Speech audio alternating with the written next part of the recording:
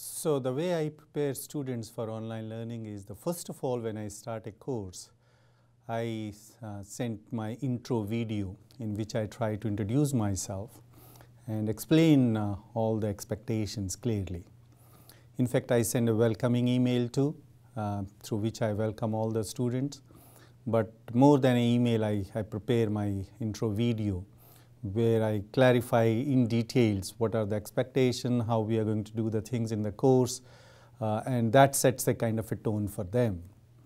Apart from that, I also set up some chat or discussion forums well in advance and tell them, particularly the courses which I have been teaching are more software based. So I tell them how we are going to handle those software, whether those softwares are available with them, if not, where to look for those softwares. And I sometimes also create a small,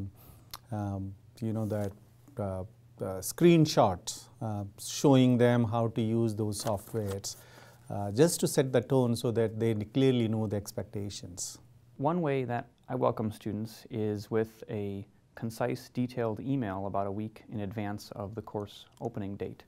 And within this email, I have several links. One link to our Blackboard website, and another link to a video that I recorded of myself standing in front of a camera, welcoming them to the course, discussing some tips and tricks for success, and reminding them that it is online and asynchronous, and that they should seek help as soon as they can so that we can try to get those issues resolved.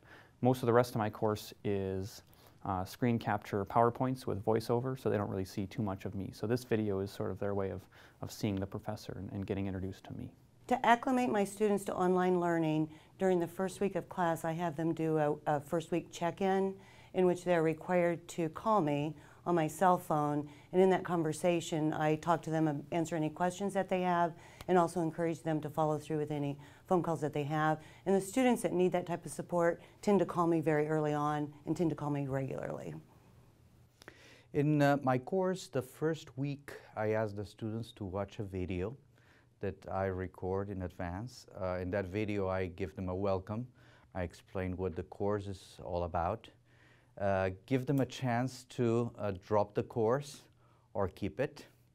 And it's in the second week where the interaction begins through email and also through video conferencing.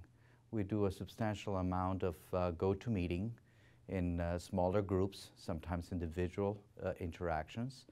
And so the objective is that if under normal circumstances, meaning in the flesh, a student will approach me and ask me a question individually, they can still do the same through GoToMeeting, and we will have a conversation, 1, 2, 3 minutes, doesn't need to be a long session.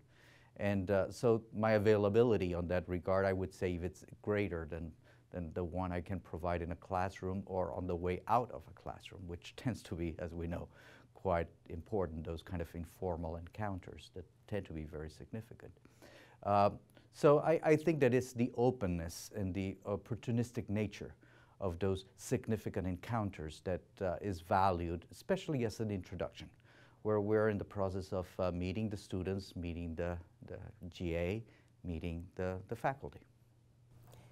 In order to prepare students for online learning, it's really important that they understand that even though we're in an online environment, they should not underestimate the rigor of the course material. So that's really important. They need to understand that this is not going to be a walk in the park, that there's a lot of rigor involved here. Additionally, I find that it's really helpful for them to start thinking about themselves as part of a community. And in order to do that, what I've done is I ask our students to give me one slide PowerPoint with a photo of themselves, some information about themselves that their colleagues might find really helpful, how old they are, where they grew up, any type of information that they will find helpful.